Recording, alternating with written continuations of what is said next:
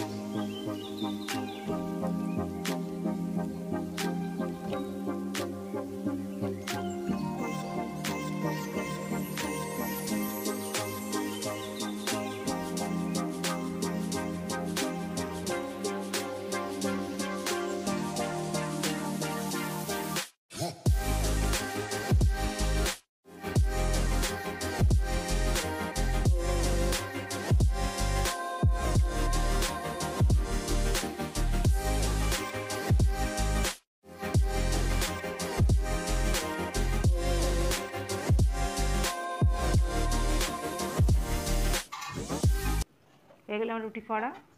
এবার আমরা ব্রেকফাস্ট করে নেব।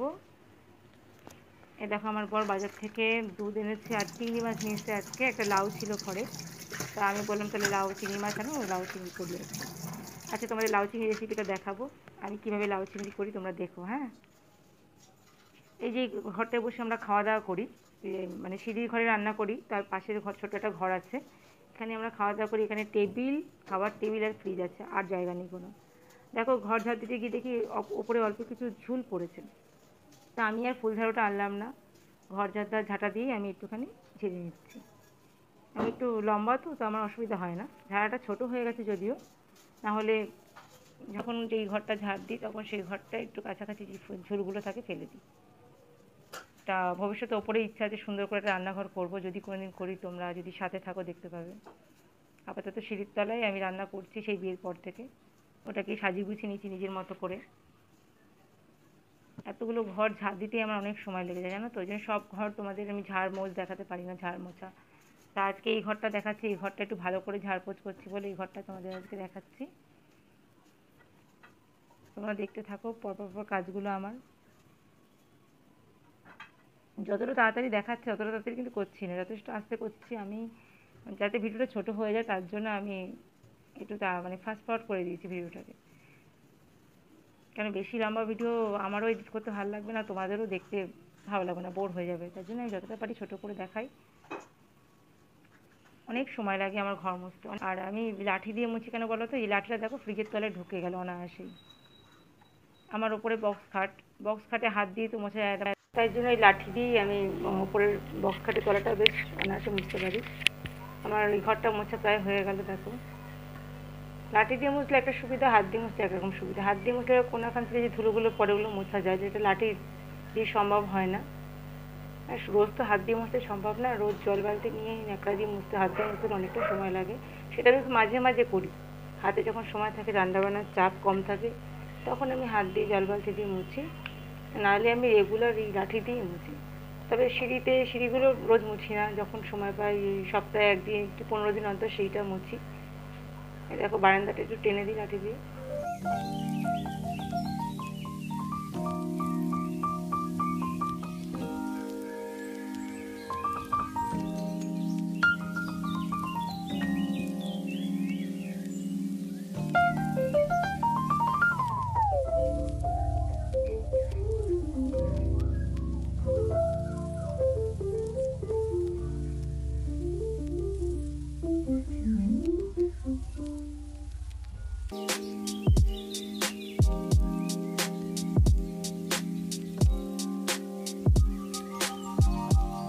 ঘর মোছা হয়ে গেছে, আমরা উঠোন ঝাড়তে গেছি। দেখো গেটের সামনে ঝাড় দিচ্ছি। আমার অনেক বড় উঠোন, এটা বড় উঠোন, জানো তো, অনেক সময় লাগে ঝাড় দিতে।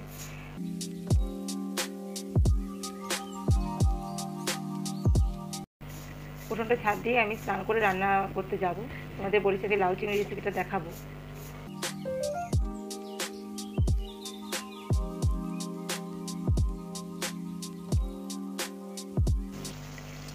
আমার স্নানটা সারা হয়ে গেছে, স্নান সেরে একদম রান্নাঘরে চলে এসেছি। তারপর থেকে ব্লগটা স্টার্ট করলাম। দেখো ওই চিংড়ি মাছ এনেছিল, বলেছে চিংড়ি মাছের নুন হলুদ মাখিয়ে ভেজে নিলাম। তারপর আমি সেই তেলেই জিরে, এই সরি শুকনো লঙ্কা আর একটা তেজপাতা ফোড়ন দিলাম। এবার এক চামচ জিরে ফোড়ন দেবো, দিয়ে দিলাম জিরে তেজপাতা শুকনো লঙ্কাটা একটু ভেজে নেবো। তারপর আমি কুচিয়ে রাখা লাউগুলো দিয়ে দেবো। আমি সকালবেলায় লাউ কুচিয়ে রেখেছিলাম, যখন রুটি করেছি তার আগে আমি হলুদ দিয়ে দিলাম 1 চামচ। আমার চামচটা খুব ছোটো, তাই 2 চামচ মনে হলো দিলাম, যদি 1 চামচই হবে ওটা 4 চামচে। আমি নুন দিয়ে দিলাম স্বাদ মতো। নুন হলুদ দিয়ে লাউটাকে ভালো করে নাড়াচাড়া করতে হবে। এবার দেখো লাউটা কমে গেল, এখন ঢাকা চাপা দিন, তাই কমে গেল। 2টো কাঁচা লঙ্কা দিয়ে দিলাম। লাউটা ভীষণ কচি তো, তাই জন্য এত সুন্দর তাড়াতাড়ি করে কমে গেল। এবার যদি ঢাকা চাপা দিই, লাউটা আরও কমে যাবে, দেখবে কত জল বেরোবে। আমি এবার ঢাকা চাপা দিয়ে দেবো, তাহলে লাউটা আরও তাড়াতাড়ি মজে যাবে। আর লাউ দিয়ে দেখবে কত জল বেরোয়। কচি লাউ হলে জল বেশি বেরোয়। ওই দেখো কত জল বেরিয়েছে, ঠিক আছে। আমি চিংড়ি মাছটা দিয়ে দিয়েছি, তোমাদের সেটা স্কিপ করে গেছি, দেখাতে পারিনি এডিটের সময়। আমার চিংড়ি মাছগুলো ভেজে রেখেছিলাম না, যেটা প্রথমেই ভেজেছিলাম, ওটা দিয়ে দিয়েছি। দেখো কতটা জল বেরিয়েছে, সেই জলেই কিন্তু লাউটা আবার রান্না হয়ে গেল। আমি আলাদা করে কিছু জল অ্যাড করিনি। আমার লাউ চিংড়ি প্রায় হয়ে গেছে। সামান্য কিন্তু চিনি দিতে হবে, আমি চিনিটা দিয়েছি সামান্য। যে যেমন মিষ্টি খাও তোমরা, আমরা মিষ্টি খাই যেমন, লাউ চিংড়িতে মিষ্টি ভালো লাগে, আমি ওটা খাই। আমি চিনিটা দিয়ে দিলাম। ক্যামেরায় মনে হচ্ছে বোঝা গেল না ঠিক চিনি দেওয়াটা, কিন্তু চিনিটা কিন্তু দিতে হবে, সামান্য হলেও দিতে হবে। আমার লাউ চিংড়ি পুরো রেডি। এবার লাঞ্চ করব পটল ভাজা, ডাল, লাউ চিংড়ি। শুভ সন্ধ্যা বন্ধুরা, ভালো আছো সবাই? আচ্ছা, আজকে যে ব্লগটা করেছি মর্নিং থেকে, আমি সেই ব্লগটা তোমাদের কেমন লাগলো সেটা কমেন্টে অবশ্যই জানিও। আর যদি আমার ভিডিও তোমাদের ভালো লেগে থাকে, আমার রেসিপি যদি তোমাদের ভালো লেগে থাকে, তাহলে অবশ্যই একটা লাইক দিও। আর চ্যানেলটা সাবস্ক্রাইব করতে ভুলো না। পাশে থেকো সবসময়, আর সবসময় তোমরা ভালো থেকো।